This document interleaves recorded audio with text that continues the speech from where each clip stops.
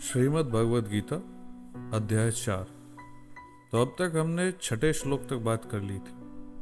अब हम बात करेंगे 7वें श्लोक से।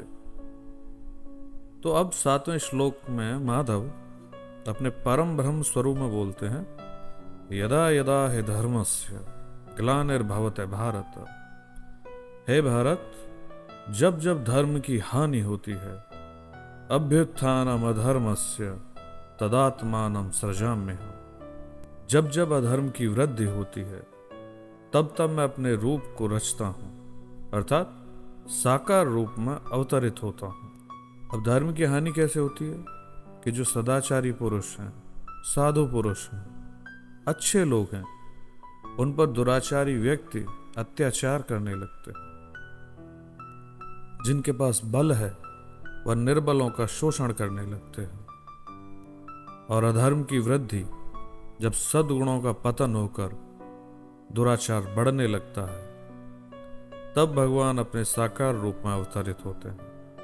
परित्राणाय साधुनाम, साधु लोगों की रक्षा के लिए, विनाशाय च दुष्कृताम, दुष्ट लोगों के विनाश के लिए, धर्म संस्थापनार्थाय, धर्म की स्थापना करने के लिए, संभवामि युगे युगे, युगों युगों में मैं जन्म लेता हूं। अच्छा, अब साधु किसे कहते हैं? साधु उन्हें कहते हैं कि जो सत्य, अहिंसा, अस्तेय, ब्रह्मचर्य आदि समस्त सामान्य धर्मों का पालन करते हैं, जो सदाचारी व्यक्ति है, जिनके स्वभाव में ही दूसरों का हित करना होता है, उन व्यक्तियों को साधु कहा जाता है। और दुष्ट, दुष्ट किन्हें कहते हैं? जो साधु पर, निर्बलों पर अत्याचार करते हैं, झूठ, छल, कपट जिनके गुण हैं, जो अन्याय से धन संग्रह करते हैं, जो भगवान का विरोध करते हैं, शास्त्रों का विरोध करते हैं, उन्हें दुष्ट कहा गया है। माधव आगे कहते हैं कि हे अर्जुन, मेरे जन्म और कर्म दोनों दिव्य हैं, और जो व्यक्ति इस प्रकार मेरे तत्व को जान लेता है, वह पुनः जन्म को प्राप्त नहीं होता है, क्योंकि वह मुझ ही को प्राप्त हो जाता है। अब जन्म और कर्म दिव्य हैं, इसका मतलब यह है कि जैसा कि मैंने बताया था कि भगवान का जन्म साधारण रूप से नहीं होता है, और उनके कर्म दिव्य हैं। इसका अर्थ है कि भगवान अनेकों असाधारण कार्य करने के लिए पृथ्वी पर साकार रूप में अवतरित होते हैं।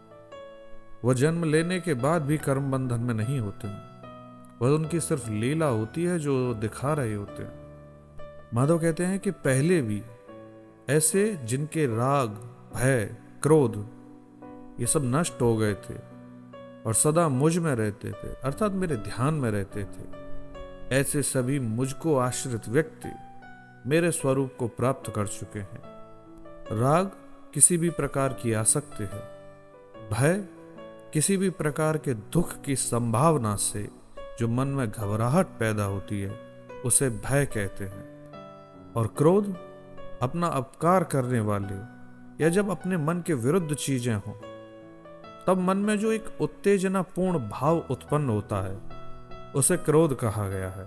तो माधव कहते हैं कि हे अर्जुन, जो भक्त मुझे जिस प्रकार भजते हैं, मैं भी उन्हें उसी प्रकार भजता हूं, क्योंकि समस्त मनुष्य मेरे ही मार्ग का अनुसरण करते हैं। अब माधव ये बताते हैं कि जिस प्रकार भजते हैं, अर्थात उनको भजने की हजारों विधियां हैं। समस्त प्राणी उन्हीं को विभिन्न रूपों में, विभिन्न नामों से पूजते रहते हैं। और भगवान को भक्त कितने प्रिय हैं कि वो कहते हैं कि जिस प्रकार भक्त मुझको भजता है, मैं भी उसको उसी प्रकार भजता हूं। भगवान को भक्त वत्सल इसीलिए कहा जाता है। अच्छा, भक्त होना भी बहुत दुर्लभ होता है।